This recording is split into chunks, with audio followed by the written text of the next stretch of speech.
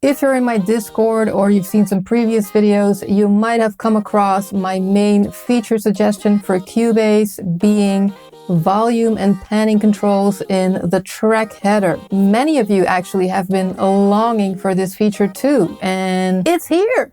Look, I'm listening to my project, the pad is selected, and I want to turn down the piano. Pan the guitar.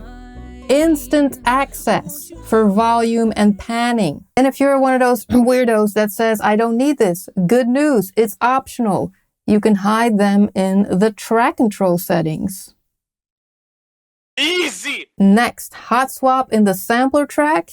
This person is going to be so happy, as am I, and I assume you too. I have my 808 in a sampler track, but guess what? I changed my mind. I want a different 808. So let's preview a couple. Activate the preview.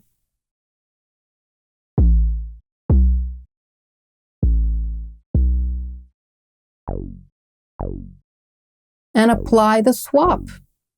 Simple as that. Also one that pops up in my comments now and then. Previously, if you did render in place and you rendered the complete signal path, the newly created track would be named stereo out. That is in the past. Watch this. Voila! A demure improvement. Next, last touch parameter automation. Say it with me.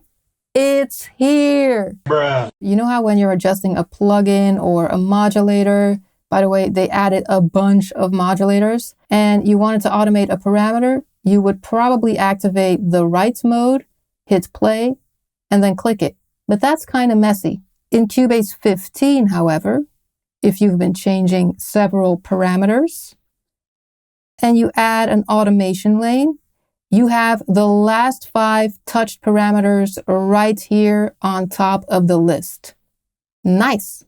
Now a couple of new ones for Mac users that I think Windows users already had. Dedicated full screen. Boom. And you still have all the Vogue options. Pinch to zoom for my trackpad users. We now also have application scaling right here in the settings. Super zoomed in and super zoomed out. And every operating system now has plugin scaling too in the plugin functions menu. You can make it big and you can make it tiny. Another one by popular demand, stem separation. I'm going to quickly export my project using another new feature, quick export. So I have my track. Slide on over. Go to audio, separate stems. Let's do vocals and bass. I don't want to combine them, but I do want to mute the source. And then you get this new folder. Let's have a listen. Slide on over. Oh, baby, be mine. Won't you?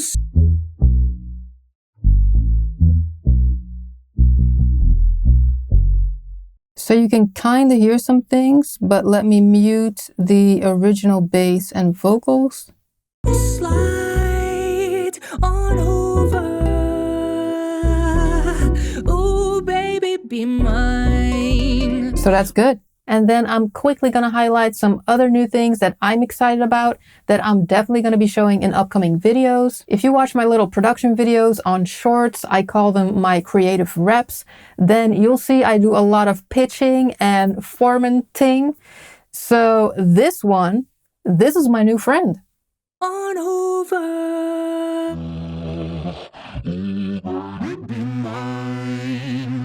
Won't you slide on over?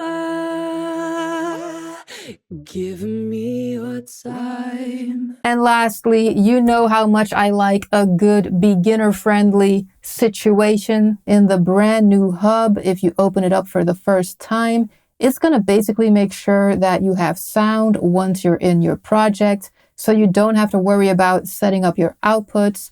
And then there's a little tour showing you around. It has a tutorial section. What's this? I didn't even notice. That's just silly old me. Anyway, if you want to upgrade to Cubase 15, go ahead and click my little affiliate link. Help your girl out. I appreciate it as always. And I'll catch you in one of my next videos where I put all of this new stuff to work. In the meantime, have fun making music. Bye.